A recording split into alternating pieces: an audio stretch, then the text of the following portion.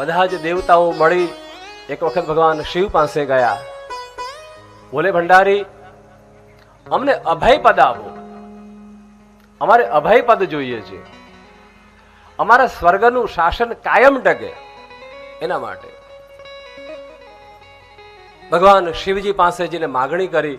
ભગવાન શિવજી એ વખતે સમાધિમાં હતા, આંખ બંધ કરીને બેઠા છે મસ્તીમાં. 1000 વર્ષ સુધી દેવતાઓએ ત્યાં ઉભા રહીને પ્રતીક્ષા કરી, ભગવાન શિવની સાધના કરી, શિવને યાદ કર્યા. 1000 વર્ષ સુધી શિવજી જાગતા નથી. ભગવાન 1000 વર્ષ પછી સમાધિમાંથી જયારે જાગ્યા અને દેવતાઓને ઉભેલા જોયા, આટલા 1000 વર્ષથી દેવતાઓ ત્યાં ઉભા છે એ જોઈ ભગવાનની આંખ કરુણાથી ભરાઈ આવી. ભગવાન શિવજીની આંખ કરુણાથી ભરાઈ આવી અને ભગવાનની આંખમાંથી અશ્રુ પડ્યા. ભગવાનની આંખમાંથી જે અશ્રુ પડ્યા એ અશ્રુ હિમાલય ઉપર પડતા એમાંથી વૃક્ષ ઉત્પન્ન થયા. ભગવાન શિવજી દેવતાઓને વરદાન આપતા કહ્યું, હે દેવતાઓ સાંભળો, તમે મારી કૃપા લેવા માટે અહીં આવ્યા હતા. મારી આંખમાંથી જે અશ્રુ પડ્યા છે કરુણાના બિંદુ, એ રુદ્રાક્ષ વૃક્ષ કહેવામાં આવે છે. એમાંથી રુદ્રાક્ષ નામનું ફળ થશે અને એ રુદ્રાક્ષ જે ધારણ કરશે એનું સમસ્ત રીતે કલ્યાણ થશે. હર હર મહા રુદ્રાક્ષ એવ. અને રુદ્રાક્ષ કહેવામાં આવશે. રુદ્રાક્ષ જે ધારણ કરશે, રુદ્રાક્ષ પહેરશે, અરે રુદ્રાક્ષને પોતાની પાસે રાખશે, પહેરે નહીં તો પાકીટમાં રાખે, કોઈ પણ રીતે પાસે રાખે. અરે ઘરમાં રાખો, ઘરમાં રાખો, પણ જ્યાં ત્યાં નહીં, જ્યાં ત્યાં નહીં. પૂજામાં રાખો અથવા તિજોરીમાં રાખો, સારા સ્થાનમાં રાખો.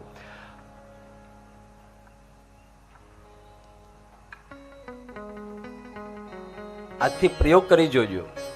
હું કરું છું એટલે કહું છું, मैं करता हूं इसीलिए कहता हूं. આમાંથી ડાયાબિટીસ કોને કોને છે? ઊંચો હાથ કરો ના કરો કઈ વાંધો નહીં, ના કરો તો. પણ ડોક્ટરે કીધું હોય કે તમને ડાયાબિટીસ બહુ વધતો જશે, આમ થશે તેમ થશે, ધીમે ધીમે આટલી ગોળી લેવી પડે, પછી આટલી લેજો, પછી આટલી લેજો, આગળ ક્રમ બતાવતા હોય. એક કામ પ્રયોગ બતાવું, હાવ મફતનું છે. પ્રયોગ તો કરજો કે ભૃગેશભાઈ કહે છે, શાસ્ત્ર કહે છે એ કેટલું સાચું છે. જોજો તો ખરા. શિવ મારો ભોળોનાથ તમારા ઉપર જો તમારી શ્રદ્ધા પાકી જો હશે, તમારો વિશ્વાસ પાકો હશે અને ભગવાન શિવની તમારા પર કૃપા હશે તો સાહેબ આ મધુમેહ છે ને એ ત્યાં ને ત્યાં સ્ટોપ થઈ જશે. ત્યાં ને ત્યાં. અત્યારે જે છે ને એ પરિસ્થિતિમાંથી આગળ નહીં જ વધી શકે. તાકાત નથી કે મધુમેહ આગળ વધી શકે. સાહેબ બોલો હર હર.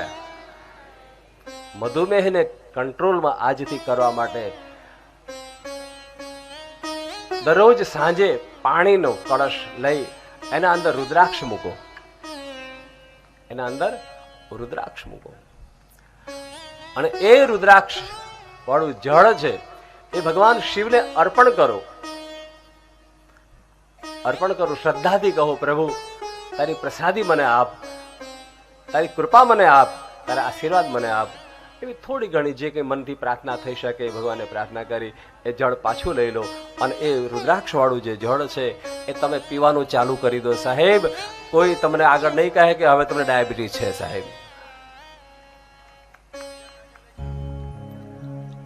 નહીતર આ તો અશક્ય વસ્તુ છે. ડાયાબિટીસ એટલે તો ખૂબ કંટ્રોલ ના આવી શકે. ધીમે ધીમે વધતું જ જાય, વધતું જ જાય, છેલ્લે મરણ પથારી સુધી લઈ જાય એવું એક અમોઘ શસ્ત્ર ડાયાબિટીસ છે. પણ એને મારવા માટે આજથી પ્રયોગ ચાલુ કરો.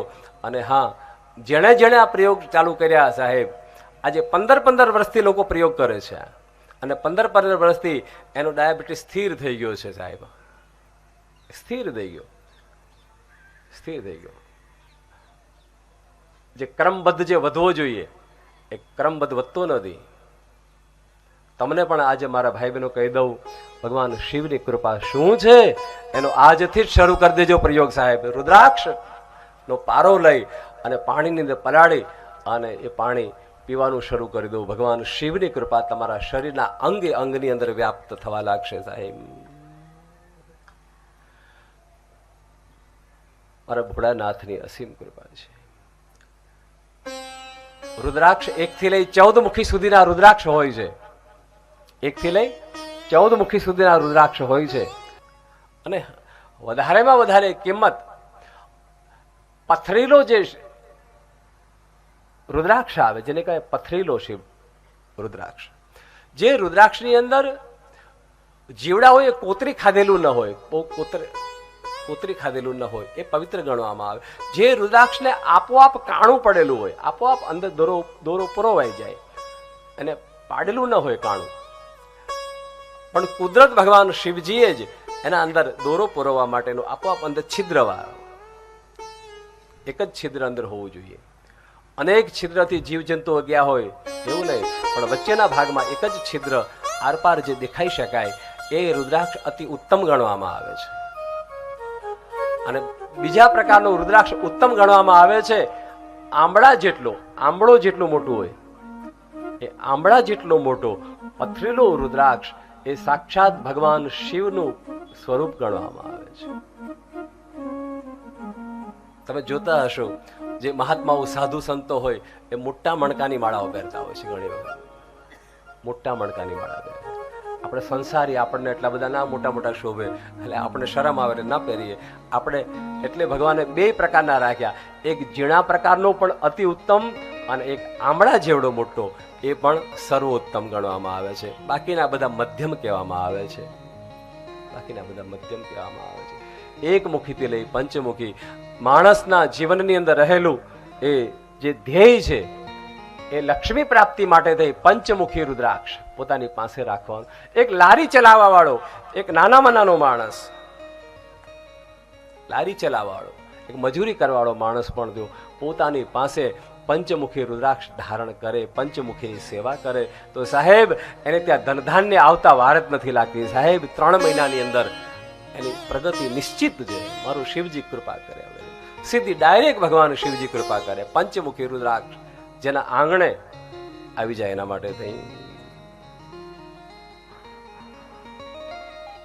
ધન્ય છે. કૈલાસ ગુરુકુલમાં જે લોકો દાન આપી રહ્યા છે, ભગવતીબેન મગનલાલ પટેલ સુવર્ણ દાન આપી રહ્યા છે. તાલી પડે વધાવી એમને. સોનાનું દાન આપી રહ્યા છે.